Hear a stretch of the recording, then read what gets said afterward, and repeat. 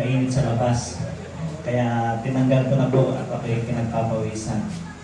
Ako po ay natutuwa kapag ka nakakita ng ang pamilya na sumasamang nagpupuri sa ating Panginoon. Nakakatuwang tingnan kasi nung bata po ako ay ganyan kami. Pero pagka medyo may kanya-kanya na palang buhay ay mahirap nang mabuo. Mahirap nang maibalik yung mga karanasan mo nung kayo ay bata pa. So kami ay may kanya-kanya ng buhay. Ang aking pong mother ay namatay na. Ang father ko po ay nasa Mindoro kasama ang isa kong kapatid. At ang aking pong karamihang mga kapatid ay nasa Cavite. Ako po ay may kapatid na dalawa sa ina. Yung isa nga po ay nasa Cavite, yung isa po ay Iglesia ni Cristo. Pero baka itong mga darating na panahon o araw ay magkita kami dahil nandiyan lang po siya sa Sariaya. So yung kapatid ko na kami po ay nabulang na magkakapatid nung namatay ang aking mother. So ano pala no? Dati kayo sama-samang nagpupuri sa Panginoon, pero paglipas ng panahon ay talagang hindi may iwasan na magkakaiwa-iwalay at muling magkakasama-sama lang kapag ka meron ng nawala na mahal sa buhay. Yun po ay isang katotohanan. Pero ako'y natutuwa dun sa mga sa mga pamilya na walang umalis sa kanilang lugar. Kumbaga, doon na siya lumaki, doon nagkasawa, doon na rin nanirahan. Sabi ko, sana ay ganun din yung aking buhay. Nakatira lang sa isang lugar. Ano po? Parang nami-miss ko yung isang ganung pangyayari. Alam niyo po, appreciate ko kahit hindi po sa mga Adventist. Kapag kami nakikita ako nagpapahay-pahay, pinapangaral ng salita ng Diyos, na-appreciate ko sila. Kasi sipag naman ng mga ito. Kaya mga kabataan, ang madalas po niyan, mga Baptist, ano po, yan ay mag-iipon-ipon sa isang lugar, mag-aawitan, mag-Bible study. So, ganyan sila. Sa amin kasi, kanya-kanya minsan. May pagpupulong doon, may nagsiselfon doon. Pero sa mga Baptist, na-appreciate ko sila kasi sama-sama yung mga kabataan, nag-aawitan, awit sila, nag-Bible study sila, mga ganyan. Siguro kung ako po ay hindi kasama dito sa grupong ito, pagkatapos mapapadaan ako dyan sa tabi at makikita kung may ganitong kaangaral, ma-appreciate ko po ng sobra mga kapatid kapag nakakita ko ng ganito. So, salamat po sa isang pamilya na nagbigay at naghandog ng isang awitin. Ngayon pong gabi, kakaroon tayo ng kaunting question and answer tungkol sa pinag-aralan po natin kagabi. Okay? Ang unang tanong, ano po yung subtitle ng ating pong pinag-aralan kagabi? May title, o kayong tema, may title, may subtitle. Ano po ang title? O walang ano yung sa title. Pero ano ang title? Ano po ang title? Yung Tagalog. Okay, ang paghahanap ng buhay. Okay, sino po ang sasagot sa subtitle? Ano po ate? Okay. Ang ano po, ang title po ay Creation or Evolution. So dahil kayo sumagot, bibigay ko pa rin ito sa inyo. Kahit na kayo po ay Adventist. Ano po? Okay, sino po sa inyong tatanggap? Kailangan din, magtagulan ngayon. Kailangan po natin yan. Okay. Sino ang makakapag-explain kung ano ang ibig sabihin ng evolution?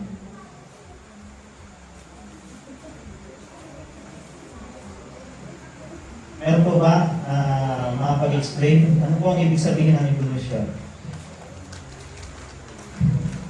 Nangiti si Charmaine. So, sumagot? Si Brian daw. Okay. Simpleng, ano po, kahulugan ng evolution. Ano po yun? Okay, wala po. Next.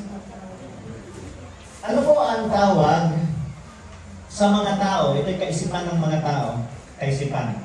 Okay. Ano ang tawag sa kaisipan ng mga tao na sa kaisipan nila ay walang Diyos? Sino ba nasagot? Wala ko nakita. Okay. Ate, okay, atheist sa Tagalog ay mga ateista. Ano po? Ito po. At kayo ang napakinggan kong malakas ang boses na sumunod. Okay, so yan na lang po muna ano po, ang ating pong question. Ngayong gabi, ang ating pong pag-usapan para sa ating pong third night ay mayroon pong title na ang tunay nating pag-asa. Ano ba ang tunay nating pag-asa? By the way po mga kaibigan, mga kapatid, nung first night, ako medyo nahirapan at may pressure ng kaunti. Yun din yung pakiramdam ko ngayon. Dahil ako po ay, ang pagkain ko po ay hindi masyadong normal. Ano po? Dahil ako pinagbabawas po ng timbang. So, dahil nagbabawas po ako ng timbang, ako'y nagpapagutom. Ayan, kaya nung sina Kuya Jerry, nagbigay yan sa akin ng bigas. Hanggang ngayon po, walang bawas. Hanggang ngayon, nandun pa ate. Nasa bahay, paano po? Dahil hindi pa ako nagkakakain talaga. Ang pagkain ko po, halimbawa, ngayong kahapon kumain ako ng rice, isang beses lang po yun. Kain na lang ako sa labas, kasi isang beses lang naman. Pagkatapos, dapat ngayong araw, hindi ako kakain ng kanin. Yun ang aking ginagawa. So, magme-merenda lang ako ng kung anong pwedeng makapagpano sa akin. Ang epekto po mga kapatid, ay nakakagutom pala. Medyo mahirap kasi nanginginig yung laman. Ganun po yung nangyayari. Ano po? Kaya nung first night, ako medyo nahirapan. Nanginginig yung ating mga laman. Hindi ko lang kung mga buto ay nanginginig din. Basta yung aking laman ay nanginginig. Ganun yung pakiramdam. Kasi dahil sa tinatawag nating gutom. Marami po kasi akong mga damit na hindi ko na masuot. Tumaba po talaga ako. Ako po umabot ng 61. So dapat po ang aking timbang 57. So itong mga nakaraan, napaabot ko po ng 58. Ang problema, nag-maintain po sa 58. Dapat mapaabot ko po siya ng 57. Hindi ko siya mapababa ng 57. Ilang araw na. 1 week na pong 58 yon. Hindi ko mapababa ng 57. So pag nag-57, nagiging normal na po ulit yung pagkain. Ano po, hindi na magpapagutom. Pero at least, hindi maintain sa 57. Okay, so pagpasensyahan niyo po ng kaunti. Ano po, kung walang masyadong sigla. Ang tunay nating pag-asa. Maraming mga tao sa panahon po natin ngayon ay hindi nila alam yung direksyon ng kanilang buhay. Hindi nila alam kung ano yung kanilang patutunguhan. Kumbaga, hindi nila alam kung ano yung pag-asa na kanilang panghahawakan. Maraming mga tao ang mas naniniwala sa tinatawag nating luck o tsansa. Ano po? Yun ang kanilang pinaniniwalaan. Yung sa kanilang salita, ang sasabihin nila ay, bahala ng Diyos.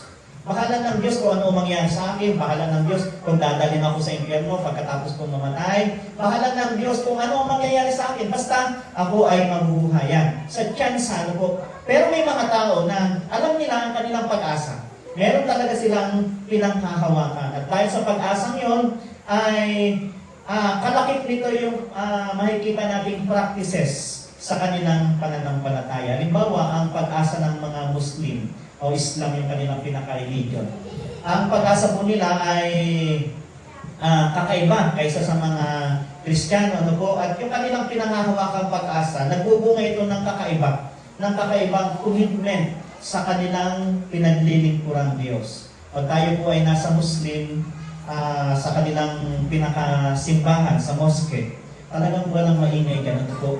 Magtatanggal yan ng sapatos, lalakad yan ng marahan, walang bata na lalakad-lakad. Grabe yung kanilang commitment, mga minamahal ko po mga kaibigan. So, tayo, dapat malinaw din sa atin kung anong pinangahawakan nating pag-asa. Dahil hindi po tayo naniniwala sa good luck. Ano po? Hindi tayo naniniwala sa good luck. Sa mga Kristiyano, sa mga nakakaunawa, hindi natin ginagamit yung salitang good luck. Ibig sabihin kasi ng good luck ay parang bahala ka na, o bahala ng, parang bahala na. Pero yung God bless, yun po yung kalakip nun, kapalit nun. Dapat ay God bless ang ating sasabihin. Halimbawa, may exam ako ngayon. Ayan, pag sinabi natin good luck, ay parang tsansa. Pero pag God bless, pagpalain ka sana ng Panginoon. Parang gano'n. So tayo po ay anong pag-asa ang atin pong pinangahawakan? Maraming mga tao nga po na yung pinangahawakan nilang pag-asa ay hindi malinaw. Kaya umaasa na lamang sila sa ang ginagawa nila. Tumataya sila sa wedding, tumataya sa loto. Dahil ang nasa isip nila, baka balang araw makatsamba. Okay, so tayo po, mas maganda na hindi tayo umasa sa tsamba. Hindi tayo umasa sa swerte, kundi tayo ay umaasa sa tinatawag nating cost. Kung ano yung ating ginawa, kung ano yung ating itinanim, yun ang ating aanihin. Kung ano yung iyong talento, kung ano yung iyong kung saan ka magaling, pagbubutihin mo yun, pag-iigihin mo yun, i-develop mo yun. Pagkatapos, alam natin na magbubunga yun ng magandang resulta. So hindi tayo naniniwala doon sa tinatawag nating swerte o tsamba. Ngayon, pag-usapan natin ngayong gabi kung sino ang ating Panginoong Jesus. Sino ba ang ating Panginoong Jesus, mga kapatid? Ano pagkakilala natin sa ating Panginoong Jesus? Dahil kung pag-aaralan natin, ang mga relihiyon o mga pananampalataya ay may iba't ibang paniniwala tungkol sa ating Panginoong Jesus. For example, ang mga Islam. Sino sa mga Islam ang ating Panginoong Jesus? Sa kanila, ang ating Panginoong Jesus ay propeta. Meron din naman silang propeta lang. Meron din naman silang pinangahawakang mga reference. Meron din silang mga kaisipan na kung ikaw ay makikipagtalo sa kanila, ay pwede rin na lumusot yung kanilang paniniwala na ang ating Panginoong Jesus ay isang propeta. At pagdating naman sa mga Hinduism, naniniwala sila, okay, siguro ay ngayon lang ito malalaman, ang Hinduism ay naniniwala sila o ilan sa mga tao na miyembro ng Hinduism ay ina-accept nila na ang ating Panginoong Jesus ay Diyos. Okay. So, dito, hindi lahat, hindi lahat, pero may nag-a-acknowledge dito sa religion ito kasi marami silang Diyos-Diyosan. Marami silang mga yan, kung ano mga Diyos. Marami. Pero, ibinibilang nila sa kanilang mga Diyos ang ating Panginoong Jesucristo. Next, sa Judaism. Okay, so sa pinanggalingan mismo ng ating Panginoong Jesus sa dating Israel. Okay, Israel yung kanilang bansa ngayon. Okay, ang ating Panginoong Jesus ay isang guro at anak ni Mary. So yan po ang kanila pong paniniwala sa ating Panginoong Jesus. Mabuting guro. Ayan. Kaya sila po, hanggang ngayon, naghihintay po sila ng Messiah. Dito naman, sa Jehovah's Witnesses, o sa Saksi ni Jehovah sa Tagalog, si Jesus ay Diyos din, kaya lang ngayon po, created God. Yan ang kanilang paniniwala. Created God, nilalang na Diyos. Yan ang paniniwala po nila ng Jehovah's Witnesses. Kumbaga, meron talagang Diyos, yung Ama, yun lang ang nag-iisang Diyos. Nilikha niya ang ating Panginoong Jesus. Diyos din yun, yung ating Panginoong Jesus. Kaya lang, maliit na Diyos. Small God. Yan, maliit na Diyos. Kumbaga, may higanting Diyos at may tiyanak na Diyos. Yan ang kanilang paniniwala sa Saksi ni Jehovah. Dito naman, sa mga kaibigan nating Iglesia ni Cristo, naniniwala sila na ang ating Panginoong Jesus ay tao. Yan. Tao na ayaw nilang ilagay yung tao lamang. Hindi nila yun. Tao ang ating Panginoong Jesus. Alisin daw yung lamang. So, respeto natin yung kanilang paniniwala. Tao ang ating Panginoong Jesus. Taong sinugo ng Diyos at ginawang Panginoon. Okay. Kaya wag daw natin lalagyan ng tao lamang. Pero kung titingnan natin, ay yun talaga yun. Kasi walang deity na naninirahan sa ating Panginoong Jesucristo sang-ayon sa kanilang paniniwala. Kaya tao lang ang ating Panginoong Jesus. Ngayon, para sa atin, sino nga ba ang ating Panginoong Jesus? Buklatin natin saglit ang banal na kasulatan sa aklat ng Romans chapter 9 verse 5. Ang sabi po dito, ang kanilang mga ninunoy, mga pinili ng Diyos, at nagmula sa kanilang lahi si Kristo nang siya'y maging tao. Ang Diyos na makapangyarihan sa lahat na dapat purihin magpakailanman. Ano daw ang ating Panginoong Jesus? Siya po ay Diyos. At Diyos ang ating Panginoong Jesus, pero siya'y naging tao. Nagkatawang tao daw po ang ating Panginoong Jesus. Okay. So dito pa, sabi pa po ni Apostol Pablo, nasa Kanya ang nature ng pagiging Diyos. O nature niya ang pagiging Diyos. Pero hindi niya ipinagpilitan ang pagiging pantay niya sa Diyos. Instead, give up niya lahat ng meron siya at namuhay na isang alipin, ipinanganak siya bilang tao. So mga minamahal ko pong mga kaibigan, ang sabi po dito, ang ating Panginoong Yesus, nasa Kanya, gusto siya nasa Kanya yung tinatawag nating nature, niya ang pagiging Diyos. Diyos ang ating Panginoong Yesus. Pero, dahil sa Kaniyang pagmamahal sa bawat isa sa atin, sa Kaniyang pong pagpapalala, pagpapahalaga sa atin, ang sabi diyan, hindi niya ipinagpilitan ang pagiging pantay niya sa Diyos. Hindi niya ipinagpilitan. Bakit? Give up niya lahat ng meron siya, ang krona na meron siya, ang maging ang kaniyang pagiging Diyos na walang kamatayan, give up po niya yon at namuhay na isang alipin at ipinanganak siya bilang tao. So, ang ating Panginoong Jesucristo, makikita po natin dito, pagkaman siya ay Diyos. Ano po? So, kung sino ang ating Panginoong Jesus, siya ay Diyos. At ang ating Panginoong Jesus, ang Kristo, na kung saan ay ipinangako ng Old Testament. Ipinangako sa bayan ng Israel, pero tinanggihan nila. At ang ating Panginoong Jesucristo ang nagsimula ng panibagong pananampalataya na tinatawag na Kristyanismo. Ang Kristyanismo po mga kaibigan ay pinaghalong Hudyo at pinaghalong mga Hintil. So dalawa po yan. So doon po nabuo yung tinatawag nating Kristyanismo. Ngayon, ang ating Panginoong Yesus, naging concern siya sa bawat isa sa atin. Kung hindi man siya ay naging tapat, siya ay naging totoo sa pagmamahal sa bawat isa sa atin. Hindi man naging totoo yung ating mga ex sa atin, mga ex ninyo noon, ang ating Panginoong Yesus naman ay naging totoo sa bawat isa sa atin. Siya ay pinanganak bilang tao. Ngayon, sa kabilang banda po mga kaibigan, pag-aralan naman natin ng isang napakagandang anghel. Pagkatapos nating tingnan ang ating Panginoong Yesus, sangayon sa paniniwala ng iba't ibang mga tao at kung ano sinasabi ng Biblia, tingnan naman natin ang isang nilalang. Ang tawag sa nilalang na ito po isang anghel, ay si Lucifer. Okay. Si Lucifer po, ang ibig sabihin po niyan ay light bearer o tagadala ng liwanag. So isang anghel na napakaganda, na nilikha ng ating Panginoong Diyos, binigyan siya ng isang mataas na katungkulan, isang mataas na posisyon at isang kagandahan na kung saan ay hindi masusukat, hindi ma-imagine ng tao yung kaniyang kagandahan. At siya po ay pinangalan ng Lucifer, na ibig sabihin ay tagadala ng liwanag. So mga kaibigan at mga kapatid, hindi po totoo na ganito ang itsura ni Lucifer o ni Satanas. Si Satanas po ay isang magandang nilalang ng Diyos. Ano po?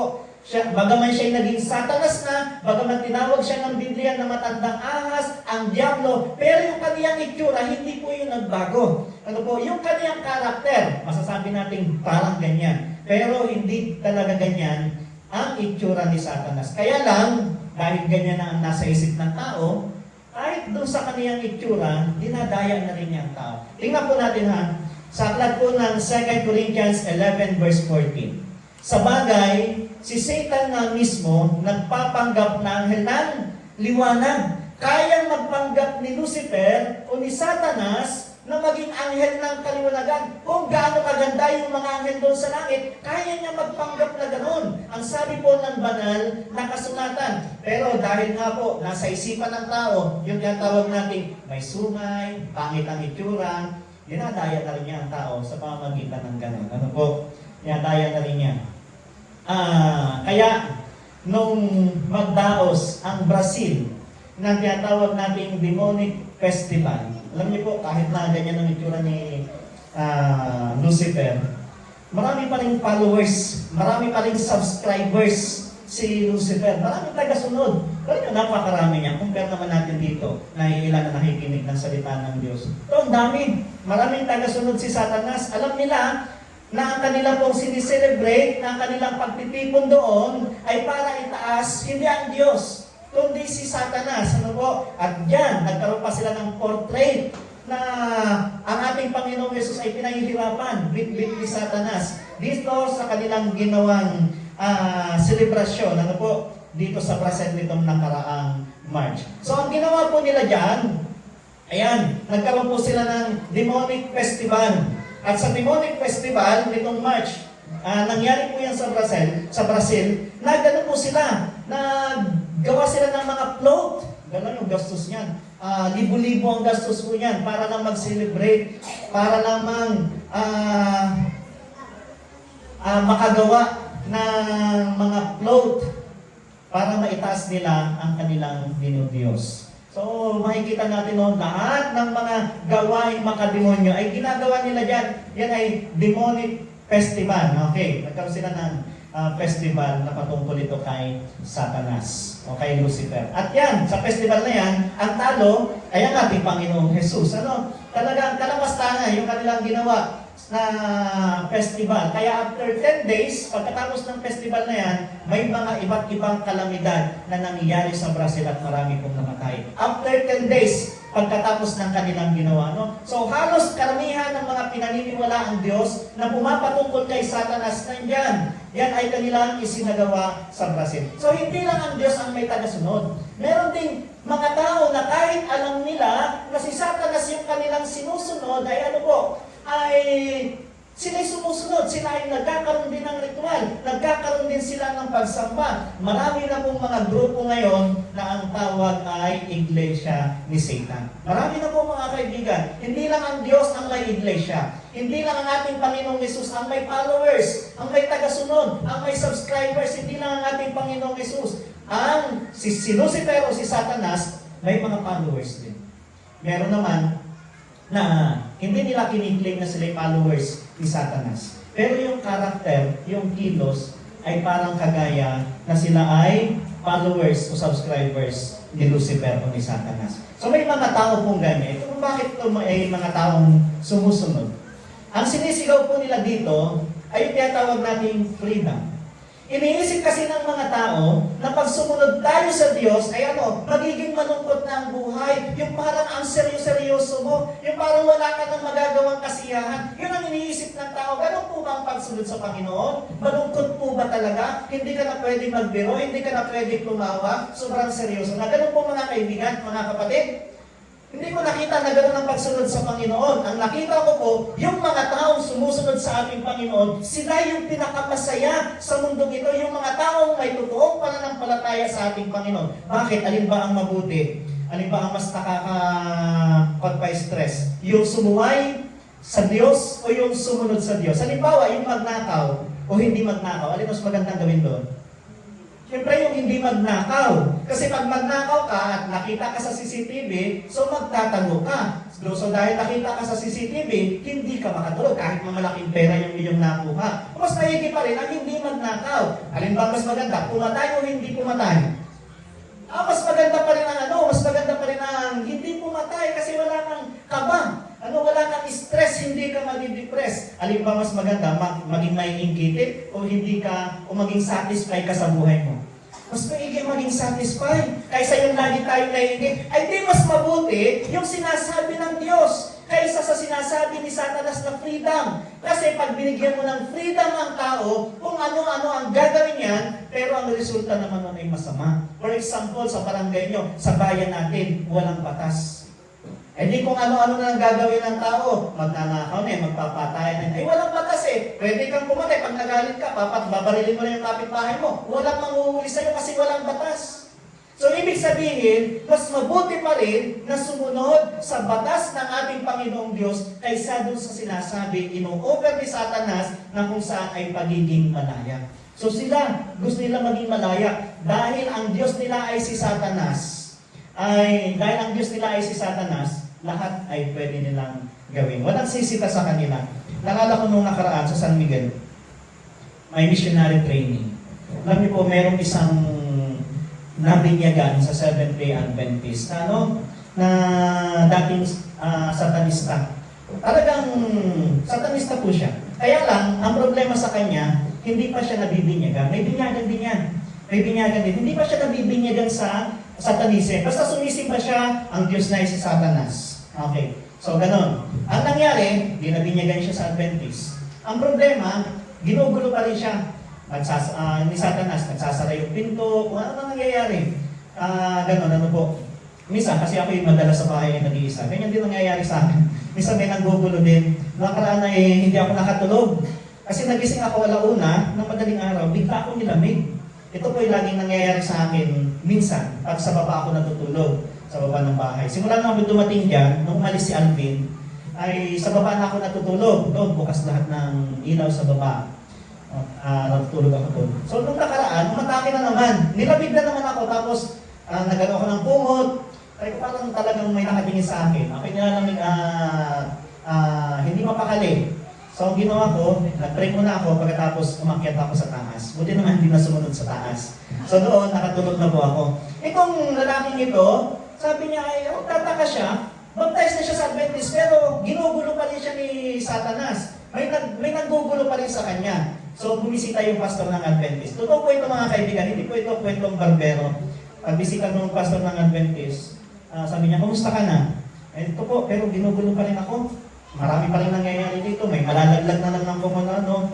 Sabi, baka naman meron ka pang naiwan na bahagi dyan na sa kanya. Okay, so ang ginawa niya, nag-ikot-ikot siya sa bahay. Pag ikot-ikot niya sa bahay, meron pala siyang magazine na naiwan pa. Naiwan doon, magazine yun ni Satanas na para kay Lucifer. So ang ginawa niya ay sinunog niya yun. Doon lang, sa ganung pamamaraan, hindi na po bumalik, hindi na siya ginugulo ni Satanas. Yung pala ay dahil meron lamang naiwan na magazine. So mga minamahal ko po mga kaibigan, meron talaga. May mga tao, may religion talaga si Satanas. Hindi po ito biro. Pero tayo, ako po'y nagpapasalamat dahil hindi tayo kabilang doon. At dahil mas gusto natin sundin ang ating Panginoong Diyos. Okay, so ngayon, ano ba ang nangyari? Bakit ba yung isang napakagandang anghel ay naging masama? Ang nilikha ng Diyos, si Lucifer, hindi si Satanas. Pero bakit itong si Lucifer ay naging Satanas? Ano po? Ano ang nangyari sa kanya? Ganito po ang sabi sa aklat ng Ezekiel chapter 28 verse 13. Nasa Eden ka pa noon, sa halamanan ng Diyos, napapalamutian ka ng sari-saring mamahaling bato. Tingnan niyo po ha, napapalamutian ng sari-saring mamahaling bato. Pag kayo nakakita ng tao na daming mga ano sa katawan, ano naiisip ninyo? Palamuti, marami talaga. Sa akin makakakita ng gano'n. Mas madalas po tayo makakita o makakakita kayo ng gano'n sa mga parte ng mayayaman. So pag nakakita kayo ng gano'n, tayo mga Adventist, hindi man tayo nakaka-appreciate talaga kapag may natitisog pa nga tayo kapag may mga kung ano sa katawan. Kasi pinopromote natin yung simplicity. Pero kapag nakakita pa rin tayo ng isang tao na ang daming magagandang suot, nakaka-appreciate pa rin, nakakamangha pa rin na ang tao ito ay napakagandang tingnan kasi napapalamutian. Si Lucifer, napapalamutian siya ng sari-saring mamahaling bato. So, nilagyan ko ng tuldok, hindi ko na binanggit yung mga bato na yon. Napapalamutian ka rin ng ginto na inihanda sa iyo noong araw ng kapanganakan mo. Bago pa siya isilang, bago pa siya likhain ng Diyos, ay may mga ginto na siya sa katawan. So, grabe itong si Satanas, napakagandang nilalang ng ating Panginoong Diyos. Ano po ang nangyari sa kanya? Walang maipipintas sa pamumuhay mo. Yan ang sabi, mula pa nang isilang ka hanggang sa maisipan mong gumawa ng masama. Dito po mga kaibigan, makikita po natin dito na yung tao, yung nilalang na ito, naisipan niyang gumawa ng masama. Ano po? At nung maisipan niyang gumawa ng masama, naisip na niya ngayon na mahigpit ang Diyos. Okay, so yan. Yun ang naisip niya. Mahigpit ang Diyos kasi gusto niyang maging malaya. Siya mismo, gusto niyang kumawala doon sa utos ng ating Panginoong Diyos. Pang-17 o pang-17, naging mayabang ka dahil sa kagandahan mo. So mga kaibigan, pagka kayo ay medyo may itsura naman, huwag kayong masyadong magiging mayabang. Sa inyong mga post sa social media, huwag. Kasi si Satanas, naging mayabang siya dahil sa kaniyang kagandahan. Naging mapagmataas siya. Pero meron talaga akong nakikita na mga may itsurang mga kabataan na pag nag-post ay talagang sinasabi nila na pwede mo naman akong date-date, pero siguraduhin mo, mas maganda ka sa akin. May mga ganon na post sa social media. Dito, naging mayabang ang nilalang na ito dahil sa kagandahan. At ang karunungan mo ay ginamit mo sa paggawa ng masama. Ayan. Doon po sa Lipa, Batangas, may nahuli po doon may isang babae, 18 years old, hindi, 18 pa lang yun. 17 years old. Yung po ay 17 years old pa lang, pero matagal na niyang ginagawa yung pang-i-scam. Alam niyo po yun, 17 years old, mayaman, may magandang babae, pero scammer. Ginagamit niya yung kaniyang karunungan sa paggawa ng masama. Kaya ko naman nalaman po ito, gawa ng yung isang kabataan namin, may kapatid na nagtatrabaho sa kanila. So, ang nangyari nga, isang araw, nawala ng trabaho kasi nga, nahuli na yung anak ng kaniyang amo dahil marami nang na-scam. So, mayaman naman sila, pero ang inisip nila, syempre, baka sakit na nung babayang mga scam. Pero tayo, huwag natin gagamitin daw ang ating karunungan, ang ating galing sa masamang bagay. Maraming tao ngayon, ginagamit na ang kanilang karunungan sa masamang gawain. Napakaraming scammer po ngayon mga kaibigan at mga kapatid. Kaya, wag na wag po kayo mag-click ng anumang link kapag ka may nag-send sa inyo sa Facebook o sa messenger ninyo. Kanina lang may nakita pa ako isang paalala. Meron daw magko-comment sa inyo, magsesend. At sasabihin, nung nag-send ng message ay, pwede bang patulong ako? Ito ay for contest lang.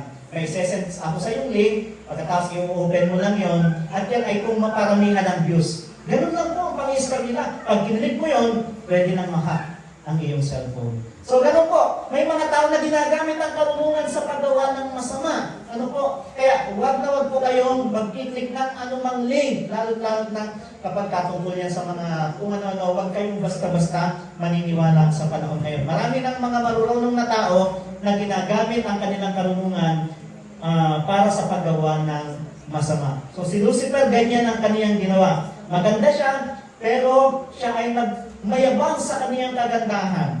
Ginamit niya sa paggawa ng masama ang kaniyang pagiging marunong at pagiging magaling. Ano ang kaniyang ginawa? Okay, so dahil siya'y maganda, leader ng mga anghel, magaling umawit, talagang yung kaniyang kagandahan na hindi natin mailarawan, pero maganda talaga itong si Lucifer.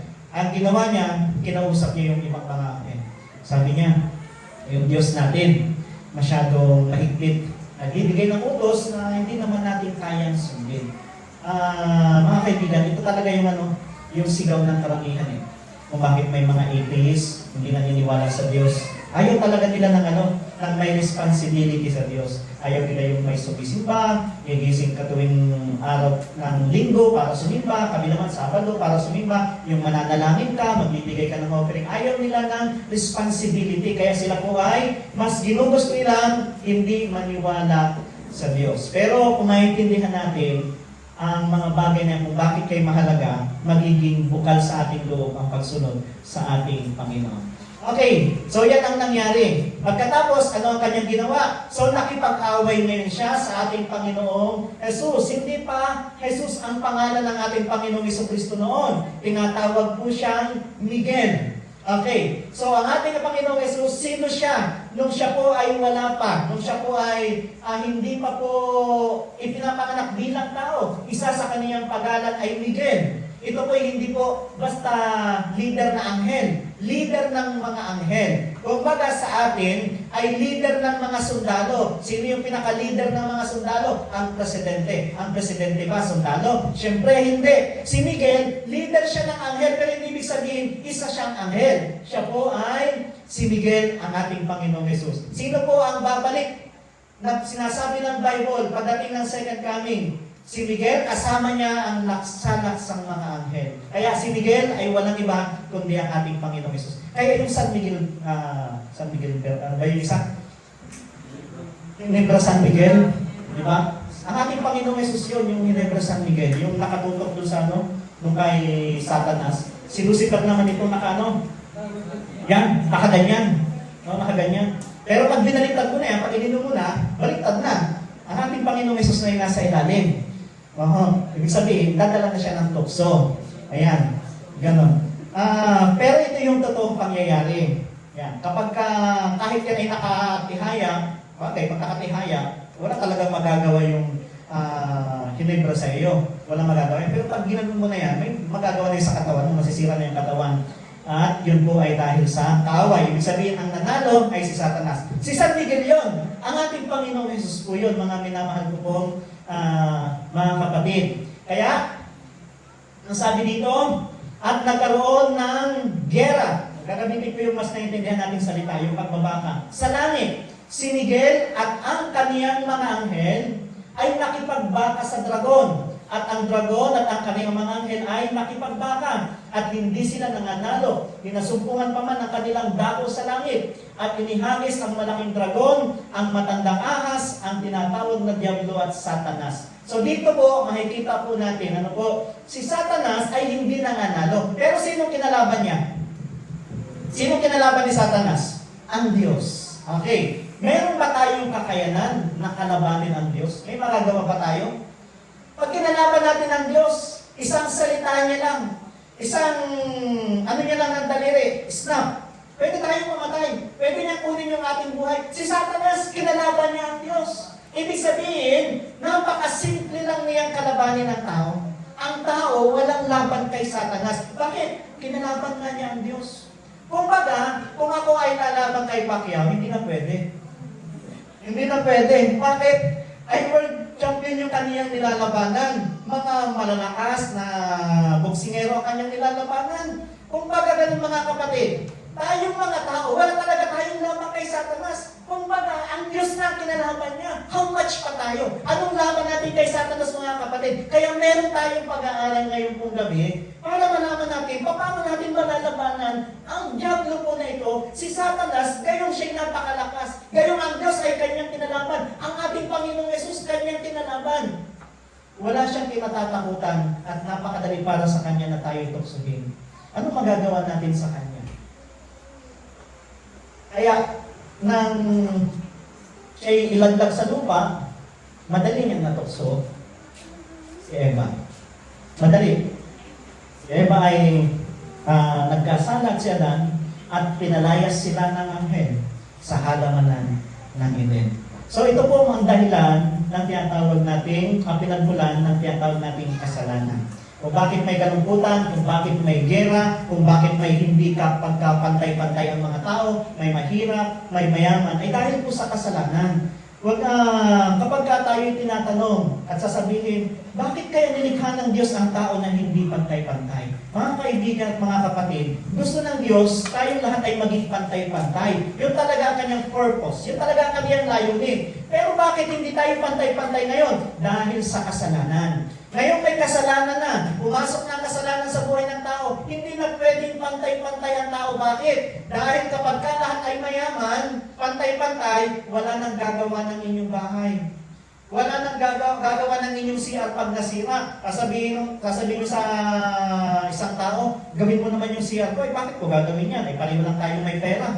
Pag wala nang gagawa ng bahay, wala nang gagawa ng kalsada. Wala nang gagawa ng mga bagay sa mundong ito kapag ka lahat ay pantay-pantay. Kaya, hindi po pwedeng maging pantay-pantay. Ano po? Sa panahon ngayon, dahil yan po ay pagbabalance din po ng ating pong sanlibutan kahit mayroon pong kasalanan. So, si Adan at Eva, simula nung sila'y magkasala, pinalaya sila sa Eden. At ang Eden na ito, alam niyo po, may Eden din doon sa langit. Hindi ko lang alam kung pareho lang yan. Pero may Eden din doon sa langit at doon daw po galing si Satanas. Noon si Lucifer naninirahan nung siya'y nasa langit pa. So meron din Eden dito sa lupa, naninirahan na Adan at Eva. Pero na sila magkasala, pinaalis po sila doon. Pinaalis sila at nanirahan sa labas ng Eden. At ito yung tinatawag natin sa sanlibutan. Ngayon, ang mga archaeologists, hindi nila alam kung nasaan na yan. Ang mga theologian, hinahanap po nasaan ng Eden. Ang paniniwala po ng iba, inakyat na po ulit sa langit. Pero wala namang pong concrete evidence kung nasaan na yan. Okay, so ngayon, dahil po nagkasala ang tao, ano po ang kabayaran nito? Dahil sa kasalanan ni Adan at Eva, ang sabi po dito, dahil sa kasalanan, tayong lahat ay, hindi ko lang pang oras, baka may napapa. Haba na. Ibisan na po natin. Dahil sa kasalanan, tayong lahat ay kandidato patungo sa impyerno. Ulitin ko po. Dahil sa kasalanan, tayong lahat ay patungo sa impyerno. Dahil ang kabayaran ng kasalanan ay kamatayan. Yung kamatayan po dito, ibig sabihin ay papunta sa impyerno. Ikalawang kamatayan po kasi ang tinutukoy yan. Ang kabayaran ng kasalanan ay kamatayan. So kung tayo nagkasala, lahat tayo ay mamamatay. Lahat tayo ay kandidato patungo doon sa impyerno. Lahat tayo papunta doon sa impyerno. Kaya kapag ang tao dinala ng Diyos sa impyerno, tama ang Diyos, walang mali doon. Walang mali doon. Kung ako ay dali ng Diyos sa impyerno, walang mali doon mga kaibigan, mga kapatid, walang mali. Tama ang Diyos. Bakit? Simula na magkasala ang tao, patungo na ang tao sa impyerno. Kaya lang, pag ang tao ay dinala ng Diyos sa langit, anong tawag po doon? Biyaya ng Diyos. So yun ang nais nating makamit. Na tayo po ay magkaroon ng biyaya ng Diyos. Mabiyayaan tayo na tayo po ay hindi mamatay, kundi ano po, makarating doon sa langit na bayan. Yung mamatay na ikalawang kamatayan. Kasi tayong lahat ay daranas talaga ng kamatayan. Hindi po yung kabayaran sa kasalanan. Sabi po dito, ito ang kabayaran sa kasalanan. Ngunit ang kaloob ng Diyos, yung kaloob ng Diyos, ay buhay na walang hanggan sa pamamagitan ni Nubo.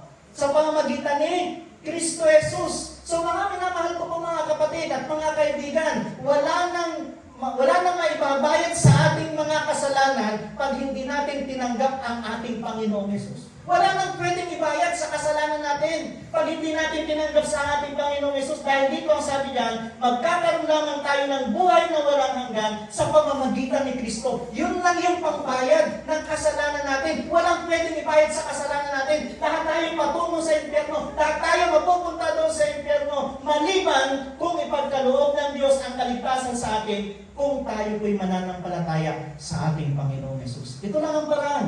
Sabi niyan, ang kaloob ng Diyos ay buhay na walang hanggan sa pamamagitan ni Kristo Jesus na Panginoon natin. Kaya ang tawag po sa ginawa ng ating Panginoong Jesus sa krus, ito po ay pagbabayan sa ating pong mga ginawang kasalanan.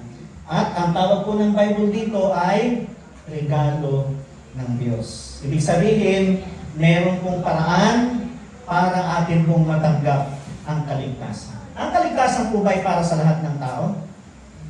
Meron pong naniniwala na isang samahan ng kaligtasan ay para lang sa ilang mga tao, hindi para sa lahat. Tayo po, naniniwala tayo na ang kaligtasan ay para sa lahat. Ang pangalawang tanong, kung para sa lahat ng kaligtasan, lahat ba ay maliligtas? Bakit po hindi ay para sa lahat ng kaligtasan? Okay, ang kaligtasan, isipin natin, isang regalo. Sa English, pinagdiinan, may redundancy. May nakadebate ako dahil dyan sa redundancy na yan. Kasi, sabi dyan, ang Bible, in English, sa English kasi, in English niya ng free, give. Ay, ang give, automatic, free yun. Kaya hindi na pwedeng lagyan, kahit hindi na lagyan ng free. Ano po? Free, give. So, redundancy. Give na nga, may free pa. Diba? Hindi naman pwede sabihin, may regalo ako sa'yo, 50 pesos lang ang bayan. Hindi pwedeng ganon. Pag regalo, wala talaga siyang bayan. Pero, nakita ko po sa pag-aaral na kaya free gift ang ginamit ko kasi talagang pinagdidiinan niya, ini-emphasize lang niya yung biyaya ng ating Panginoong Diyos. Ito yung regalo sa bawat isa atin. Ngayon, lahat ng tao may regalo. Tama? May regalo. Kung lahat po kayo dito ay sabihin natin na mayroong ibibigay na regalo. Okay, so yung regalo, bibigyan kayo. Pagbigay ng regalo, anong kailangan nyo gawin? Tanggapin. Pag hindi tinanggap, mapapakinabangan yung regalo?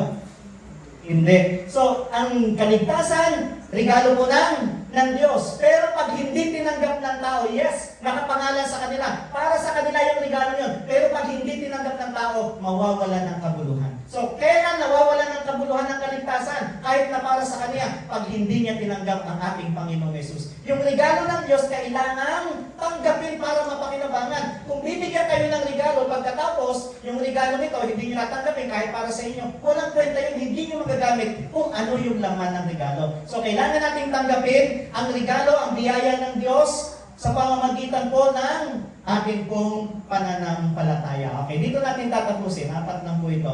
Ano po ang paraan para matanggap natin ang regalo ito? Number 1, tanggapin mo. Tanggapin natin na tayo ay makasalanan. Ayan, yun ang una. Tanggapin natin na tayo ay makasalanan. Mahirap po kapag ang tingin natin sa ating sarili mataas lagi. Walang pagkakamali, walang kasalanan. Hindi po natin matatanggap yung kaligtasan. Una, tanggapin natin na tayo may kasalanan. Kasi pag hindi natin tinatanggap na wala tayong kasalanan, okay lang ako sa aking buhay, okay na ako sa aking pananampalataya, dito na ako nahulat, dito na ako namatay, wala na akong pangangailangan, kung gusto kong sumima minsan, sisimba ako. Pagka ganun ang ating kaisipan, mahirap yun. Kinakailangan tanggapin natin. Tanggapin natin na tayo makasalanan. At dahil tanggap natin na tayo makasalanan, kailangan natin ang paglago pa sa ating pananampalataya. Pangalawa, maniwala tayo.